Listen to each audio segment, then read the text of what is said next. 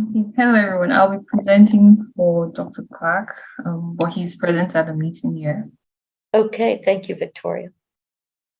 So I'd like to thank the organizers of this meeting for the opportunity to be here and present. My name is Victoria Oyanna. I'm a PhD candidate in Dr. John Clark's lab. And today I'll be presenting on further mechanistic insights into the green tea reloxifene interaction. So when we take medicines, efficacy and safety are very important clinical outcomes to both clinicians and patients. And those outcomes could actually be altered when there's a change in the disposition of that drug or in its pharmacological activity. Botanical natural products are one of the factors that can precipitate in natural product-drug interactions due to their potential to be taken concurrently with conventional medicines. One of the projects we work on in the Clark lab is on the botanical natural product green tea, and you're probably familiar with many of the formulations I'm showing here. But green tea is really one of the oldest and most widely consumed beverages worldwide, and so investigations into it have been a lot. This next slide really talks about the main phytochemicals that are present in green tea, and they've been widely characterized. The catechins make up 30 to 40% of the dry matter, and I'm showing you the chemical structures for the main catechins that are present in the green tea mixture. So throughout my slide, I'm going to be using the abbreviations EGC or ECG or EGCG. So these catechins have been shown to be responsible for most of its reported activity. Like I mentioned, green tea is very popular, and this increases the likelihood that it's going to be concurrently administered with conventional medicines. And this also increases the potential for a pharmacokinetic interaction. So here I've listed a few of the medications from literature that have had interactions with green tea. Then when we discuss pharmacokinetic interactions in the big scale, there are several processes that can precipitate that interaction. There could be an inhibition of uptake transporters. So in this case, I'm using nadolol and lisinopril as examples. In this case, the mechanism thought to be responsible for the interaction was an inhibition of uptake transporters. Or there could be a formation of a complex, like the interaction that was observed with green tea and sunitinib, and that decreased the amount of sunitinib available for absorption. I'll briefly discuss the interaction of green tea and nadolol. So nadolol is a beta blocker that is used to treat hypertension. And in the study that was done by the researchers and published in 2014, healthy participants were given water or green tea. So they were pre-treated for 14 days and a single dose of nadolol. And then their exposure to nadolol was observed over a period of time. So this is a plasma concentration time curve from the paper, one of the figures from the paper.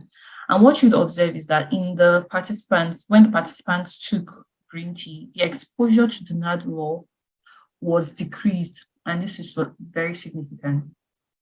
Another point from that study was that there was an accompanying pharmacodynamic response in those participants. But what I'd like to leave with you is the mechanism that actually drove that interaction. In this case, was an inhibition of the OATP1A2 transporter. And I'll revisit this green tea nadolol interaction later in my presentation. So now I'm moving more into the background for the green tea reloxifene study. And this began in an in vitro study that was done in Dr. Mary Queen's lab. So this study was investigating the inhibitory potential of the catechins in green tea to inhibit UGT enzymes. And so the green tea catechins were screened and also using reloxifene, which is a clinical UGT substrate. So the effect of those 5 main catechins on UGT activity was compared in human intestinal microsomes. And these figures are showing the inhibition kinetics. More details of the study are found in this paper that has been published. But what was observed was that ECG and EGCG inhibited the activity between 40 to 55% relative to the vehicle control. And so this data actually then sparked a question of, would green tea's co-consumption with a UGC substrate like reloxifene increase reloxifene systemic exposure? So this data and this question then forged further investigation through a clinical study that was done by the NAPS Center by Dr. Mary King's clinical team. So in the study, green tea was administered along with raloxifene in 16 healthy volunteers. So the green tea that was used for this study was screened to be free from contaminants. It was fully characterized by our collaborators in University of North Carolina. So this table is really highlighting the main observations from that study. So what was observed is that there was a decrease in the exposure to raloxifene and its glucuronide metabolites by way of looking at the ABC, the maximal, the Cmax, which is the maximal observed concentration. And what was also observed was that there was no change in the half-life of raloxifene itself. So together, data suggested that there was a decrease in the intestinal absorption of raloxifene and its glucuronide metabolites. This was actually at odds with what was predicted from the UGT study. And so this then built up another question, which was, in this case, what mechanism is then responsible for the interaction that is being observed in these healthy volunteers? And this is where most of the work in the Clark lab has started. Well, before I go through to my hypothesis and my aims, I'm going to walk you through how we built that hypothesis, which is really, I'll start with looking at the physicochemical properties of raloxifene. So when we think about solubility, it's a fundamental factor that affects drug absorption and bioavailability. And the drug raloxifene is a poorly water-soluble drug. Hence, factors that affect its solubility would also affect its absorption and bioavailability. Still on raloxifene is that it's a highly permeable drug. And for such drug, intestinal uptake transporters typically do not play a role in its absorption. Still on that line of thought on absorption is that polywater-soluble drugs, their absorption can be improved with surfactants. And in intestinal food, we have endogenous surfactants that are known as bile acids that help in improving solubilization of drugs. So this bile acids, how they act is by they form mixed micelles in combination with phospholipids and glycerides. And so on this slide, I just have a cartoon showing what a mixed micelle in the intestinal fluid would look like. And here I'm just showing the bile acid with its hydrophilic and hydrophobic parts and a phospholipid. The third part to all this is was also that we found in literature that EGCG, which is one of the catechins present in green tea, decreased the solubility of cholesterol. So cholesterol is a polywater-soluble compound, and the presence of this bile acids improves its absorption. So when we saw that it's got our wheel spinning, from the data we saw in the study published in 2019, so from this figure here, they have on the y-axis the cholesterol micellar solubility, and they have three groups. So this is the control without EGCG or anything. And we have cholestyramine, which served as a positive control because it's a bile acid sequestrant, and we have EGCG. And what was observed was that there was a decrease more than 50% in the concentration of cholesterol that was observed. Another observation from a different group of researchers was that on incubation of EGCG with the micelles, that there was an increasing change in the size. So the size of the diameter of the micelle increased with increasing concentrations of EGCG. But what they actually put out was that although the size is increasing, it's actually a destabilization of the micelle, and that's what's causing the reduced solubility that was observed between the interaction between EGCG and cholesterol. So I'll really just put all I've just mentioned so far and summarize those key points first, which is that green tea is a precipitant of pharmacokinetic natural oral drug interactions. Second point is that bile acids can increase the solubility and absorption of polywater-soluble drugs. Third point I'd like to mention is that EGCG increased the micelle size, and it also decreased cholesterol solubility in polywater-soluble drug. But more importantly, that there is still a need to identify the unknown mechanism in the green tea raloxifene pharmacokinetic interaction. So this led to our study hypothesis that green tea reduces the intestinal absorption and systemic exposure of raloxifene by decreasing raloxifene solubility. And we're really going to address this in two ways. First, we're going to do this with an in vitro model, where we are examining the effect of the green tea extract and its main catechins on the solubility of raloxifene in vitro. So we're using intestinal fluid, which is simulating either the fasted state or the fed state. And first, we incubate together in either of the conditions. And then we also, this is just an overview of the workflow. Then we also quantify the amount of raloxifene using LCMS analysis and look at the size using its zeta nanosizer. The second way we're going to address this was to look at the in vivo effect of green tea extract and one of the catechins, EGCG, on the systemic exposure of raloxifene and its glucuronide metabolites in mice. This was an oral gavage study where the experimental compounds were given 3 times and there was a single dose of raloxifene.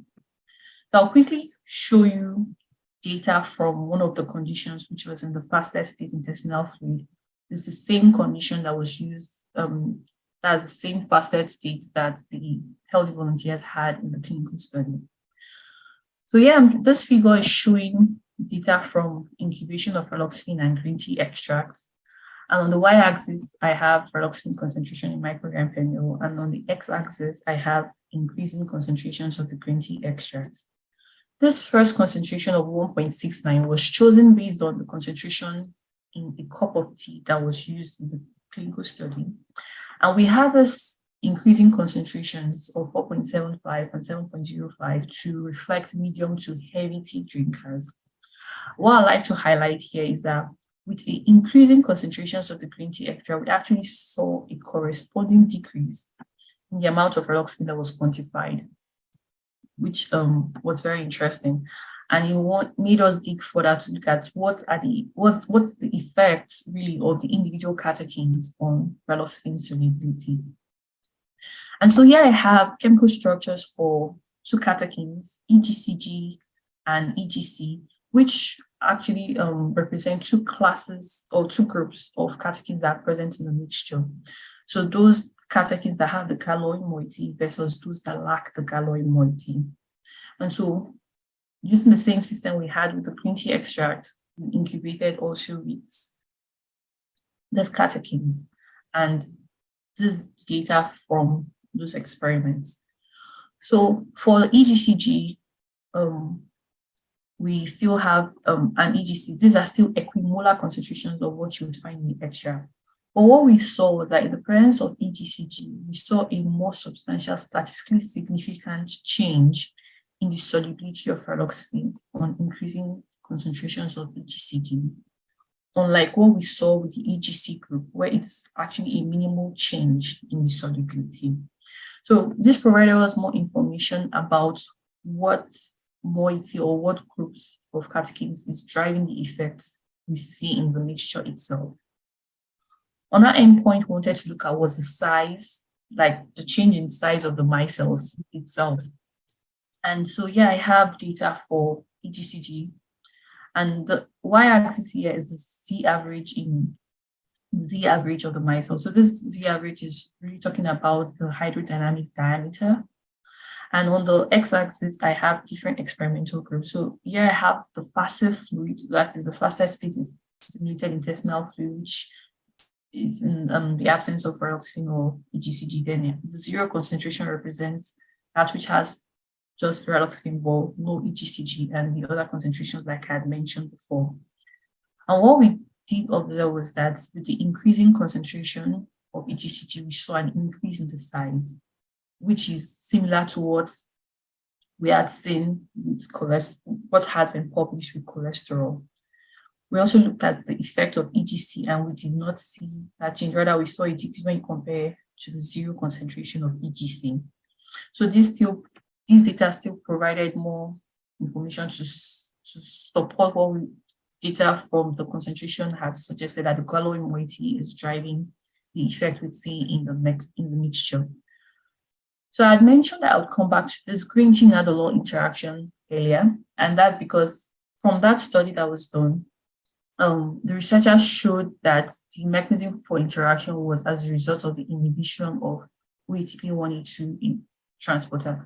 And so we wanted to plug nadolol into our in vitro model to see if we would also still see a change in solubility since it's a different mechanism. So we incubated nadolol with the green tea extract mixture, and we did not see any statistically significant change in nadolol solubility.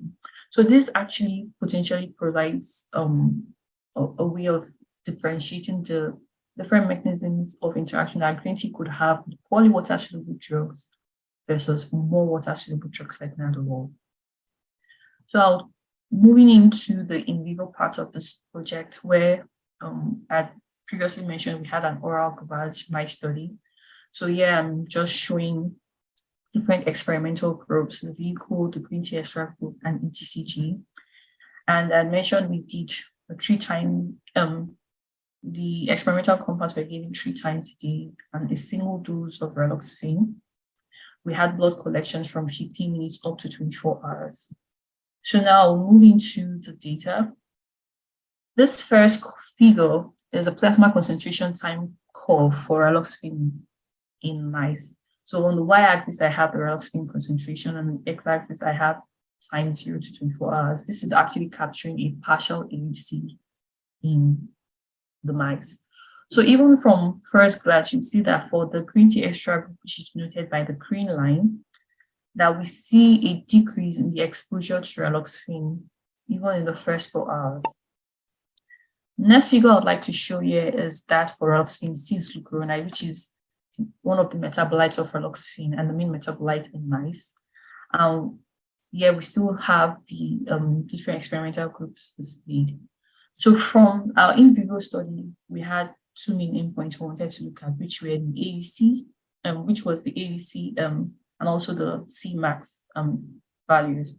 And so what we did was to compare the data in those experimental groups to the control. We did not see a change in the EGCG group, but we did see a change in the green tea extract group, where we saw a decrease in the Cmax for raloxifene by 40% and decrease in the Cmax for raloxifene cis-glucuronide by 58%. So together, this data actually trend closely with what was observed in the clinical study. And it's still very interesting to note. So as I wrap up, I'd just like to mention our conclusions for the study at this point. Is that first, our data is suggesting that a decreased solubility is contributing to what was observed in the clinical interaction between green tea and raloxifene. Second point is that our studies provide a way of possibly differentiating mechanisms that of green tea's interaction between polywater soluble drugs versus more water soluble drug, because we did not see a change in solubility of nadolol on incubation with green tea. And third is that this potentially would potentially be a source of concern for drugs that have low bioavailability or a narrow therapeutic window. Finally, I'd like to thank my mentor, Dr. John Clark, for his guidance on this project. I also like to thank Dr. Mary Payne for her work in the NABDI Center and her clinical research team. I also like to thank all the researchers that worked on this project and our funding agencies. Now, I'd like to take any questions or comments you may have. Thank you. Thank you, Victoria. I don't see any questions yet in the chat. Does anyone have any questions? Victoria, do you have the in vitro data published yet? No, not published yet. That's do you mean the UGT or the solubility data? The initial data, the solubility data and the mice cell data that the you showed. The solubility data, yeah. No, we haven't published that, but the manuscript is in preparation. Great. I look forward to that. Okay, if there are no other questions, Victoria, do you want to stop presenting and we'll turn it over to Ken? And please feel free to add questions to the chat as you think of them. And for the speakers, you might monitor the questions in the chat and feel free to respond directly. I think there's a question in the chat for Josh right now.